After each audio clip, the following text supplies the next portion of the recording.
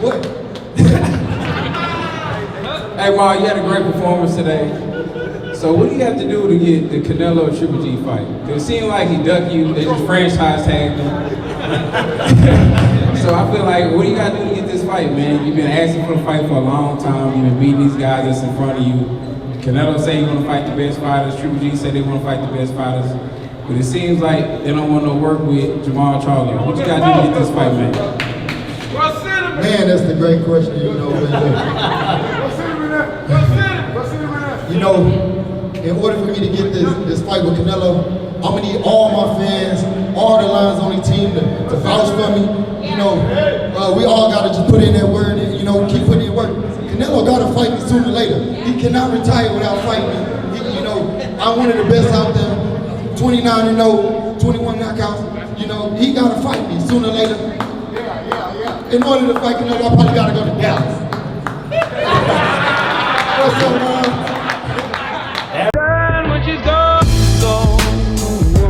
We unpack. We unpack. We unpack. Coming to you live, Boxing Ego unpack. Yeah. We unpack. We unpack. We unpack. Coming to you live. WBC President Mauricio Sulaiman says he himself wants to see Canelo versus Charlo fight, although last year he made Canelo the franchise champion so he didn't have to face Charlo.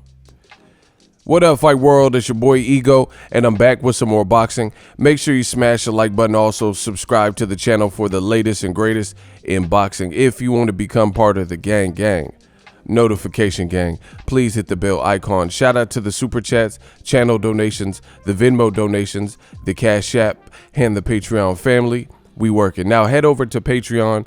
I revamped the whole thing and appreciate you guys who have already signed up. I got more content. I'm dedicating more content to the Patreons and the channel members than previous, and it should be a good look, especially during this quarantine. So head over there, sign up, or hit the join button to become a channel member, because I'm shifting some of the content.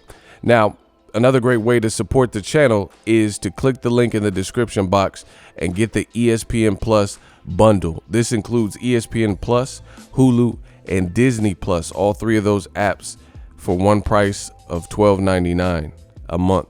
A lot of people are on lockdown, quarantine. Some states are talking about lifting the quarantine, but if you need some content to help get you through, that's also a great option. Now let's talk about it. Link in the description. Mauricio Sulaiman says he himself wants to see JERMALL Charlo versus Canelo, but he explains it's not that easy. This is what Sulaiman said, president of the WBC. Yes, it's a possibility. Canelo has fought at 168 and 175 in his last two fights. If Canelo was fighting at 160 consistently, then it's something you could discuss. Charlo is doing well in his career. He is defending his title. He is a champion, and he's a great ambassador in boxing. So I understand fans want to see Charlo versus Canelo. I want to see Charlo versus Canelo, but I also want to see many other fights that Charlo has available to grow as a champion. But I understand and appreciate and respect the concern. I am a fan, and there are fights that I would like to see, but we cannot have it all. We have to see what matches can be made, and what we try to do is mediate the possibility of those fights being made. Sulaiman goes on to say the franchise champion designation is not a new championship. It is not a new belt, it is a concept. The franchise designation is for elite fighters that move the industry of boxing around. These are fighters that are in different weight categories and are fighters that have been different contractual needs to fight the best competition out there, regardless of what championship they're holding and what division they're fighting. Canelo Alvarez and Vasyl Lomachenko hold those characteristics. That is why the WBC has implemented a new concept. Nothing ever happened similar to this. I understand there might be confusion for the fans. The reason for this is to have the possibility to make the best fights possible happen. If that happens to create anger and confusion in any way, I choose to give boxing the best fights over any other counties. Listen, WBC, they're playing Canelo's game and they're playing the promoter's game. They're making excuses for Canelo to not fight Charlo. And this is very apparent to see.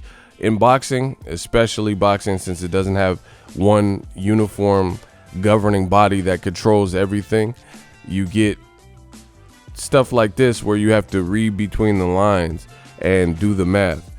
The bottom line is, listen to what is being said. The WBC is saying, I understand the fans want to see Canelo versus Charlo. So that's an admission right there. So he's admitting what new media has been telling you. I told you time and time again on my channel, new media, we control the narrative. I told you. So now we can no longer deal with the fans of boxing in old media saying, oh, Charlo, nobody knows him. Nobody wants to see Charlo versus Canelo. Charlo needs to fight Jacobs.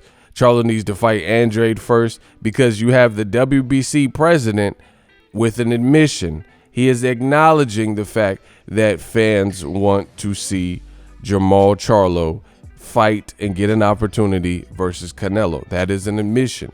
So you can't backtrack and act like nobody wants to see this anymore. So you could see on my channel what I've been doing. This is the deconstruction of old media. There's no other way to put it. What they say simply doesn't last, doesn't add up, and it doesn't make sense. So now that we got that out of the way, Canelo versus Charlo, that's a hot fight. You could tell that the WBC is making up excuses as to not anger or trigger Canelo like they did in the past. In the past, Canelo was upset with the WBC around the time where Golovkin was pressing him, circa 2018, when Canelo vacated his belt and relinquished it and gave it straight to Golovkin when Golovkin was on a tear and undefeated, and he was hassling Canelo. He was jumping in the ring after the Khan fight. He was like, hey, no, guys, hey, Max, hey, give me my belts, everybody, you know, and he was pressing Canelo, and Canelo didn't want to move up to 160 at the time because he's Canelo and he could do whatever he wants, and he relinquished his belt in the midst of all this drama and give me my belts. So Golovkin won that round of the verbal sparring and warfare because he pushed his issue and tried to smoke Canelo out, and Canelo wanted no parts of it at that particular time. So as a result, the WBC, you know, they said, hey, you got to let us know, are you fighting Golovkin as you promised? This is what your team, the WB, I made videos about all this. That's why I got to be the realest of boxing. The WBC had a meeting the previous December, so December 2017, this is how my memory works, with Golovkin's teams and Canelo's teams. And they agreed for one voluntary defense, which Amir Khan was selected for Canelo, and Dominique Wade, two fights that I covered for you guys, Dominique Wade was selected for Triple G. They both knocked out their opponents, and what was supposed to happen was Canelo versus Triple G for September. But Canelo was being sued at the time, and he didn't want to fight Golovkin for whatever reason. At that time, he didn't want to. Oh, I think part of it was he wanted Golovkin at a catch weight of 155, and Golovkin was like, no, man, no, he's a middleweight. Carlos Monzon, Bernard Hopkins, you know, he was saying that I'm a middleweight. I'm not fighting at 155. But so you could give slack to Canelo because, you know, why you make it up your own Canelo weight? You know, why should Golovkin have to fight you at this man-made weight that you created and fight for middleweight titles? So that's one angle. I get that. But here's another angle. Golovkin did say that he would fight Mayweather or anybody from 154 to like 168, 175. And he is yet to do any of that. Canelo is a person who has fought at 154, 155, 160, 164 and a half, 168, 175. So that's the other angle. So both Canelo and Golovkin, if you really boil it down, they both have done something that's, you know, kind of questionable. You know, on one angle, like I said, you could argue, why would Canelo want Triple G to fight at 155 at the time? And, you know, he could definitely have moved up. But the other angle is, and the angle that I would say that has a more lasting effect, since Canelo did move up to 160 and fight Golovkin, you know, it just didn't happen when Golovkin initially wanted it, right? It was after Golovkin kind of got exposed by Kell Brook and Danny Jacobs. And just real quick on the exposed thing, I know he shattered Kell Brook's eye and stuff, so please don't leave me no dumb comments like I don't know boxing. But what I mean is, he fought a welterweight and he was getting tagged. That's the bottom line. And I made videos about that when that happened. Jacobs, I thought, beat him. So there's an explanation. If you wanted a quick Cliff Notes explanation on why I said exposed. Exposed meaning you fought a welterweight and you didn't look as dominant as you should have, especially since you hurt him in the first round and he came back like a fireball in the second round. Can you imagine somebody coming up from 135 up 2 weight classes and not being dominated by Floyd Mayweather? You know, I doubt it, because Floyd's fought bigger guys and guys at 147, and he dominates them for 12 rounds. So, you know, it's less than likely that a 35-pounder would do what Kell Brook did and have any success, you know. And that's kind of a testament to Golovkin's overall skill set package. But anyway, those are the two angles that you could look at it. But back to this WBC thing. Canelo felt a type of way and had a standoff with the WBC, would not accept their belts for fights like Julio Cesar Chavez Jr. and things like that. He didn't want the Huicho belt, the Mayan belts. He wasn't messing with the WBC. So you could see that the WBC has now turned around and mended their relationship and buried the hatchet with Canelo, or Canelo did that for the WBC and got over it. Somebody convinced him, or he just felt it was petty or whatever. So now that he's on good terms with the WBC now and everything's cool, they're teetering and walking on eggshells as to not offend Canelo. And you could clearly see it. So the pressure was on for Canelo to fight Charlo. And I was like, yes, we're going to get this great fight for the fans. And then guess what? Canelo backdoors it, and him and his team reach out with the WBC and concoct this whole WBC franchise. So now they got the witness protection belt, and you don't have to actually fight mandatories. You could do whatever you want, to quote, in an effort to make the best fights possible. Now, I could understand, this is another point that makes no sense with what Suleiman is saying. I could understand if Canelo wasn't fighting Charlo, but he was fighting Artur Beterbiev. He was fighting David Benavidez, Caleb Plant. But the person that he was talking about fighting didn't look good in their last fight. That was Caleb Smith or Billy Joe Saunders. Those were the listed names. So off rip, I reject your deposit, because that's not the case. You're saying we don't want to pressure these franchise champions because they're fighters that move the needle so much that they shouldn't have rules that other non-franchise fighters have to follow, right? So that's what you're saying, but he's not making the best fight. You know, he's fighting a weathered Kovalev. He's fighting Billy Joe Saunders off of a bad performance. He didn't want to fight Triple G all of last year, but miraculously, when Triple G looks, it's doo-doo, baby. When he doesn't look good, versus, what's his name, Sergey Derevyanchenko, now you all of a sudden get the itch to close the Canelo Triple G3 saga. Man, get out of here. Stop it. So between that, the franchise champion designation, the fact that there's been recent Mexican fighters who have failed drug tests for clenbuterol, and now the WBC has done a deal where they've increased the amount of clenbuterol that you can have in your system before it's deemed to fail. You know, it's like Canelo failed for clenbuterol. He's one of the fighters, right, in recent memory who failed for this stuff. So it's like they're doing everything in their power to cater to Canelo. You know, cater to you, Destiny's Child. They're doing whatever they can. Canelo, the thing is, Canelo represents money, and they want to be a part of it. End of story. That's the sweet of it. That's the skinny of it.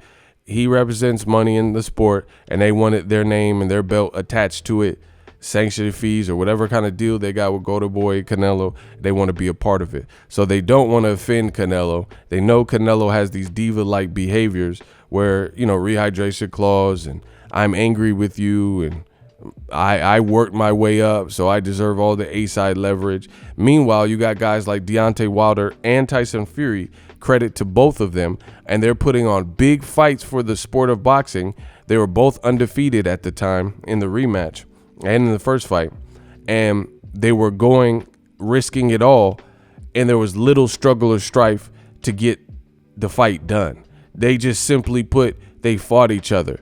Tyson Fury knew Wilder has knockout power.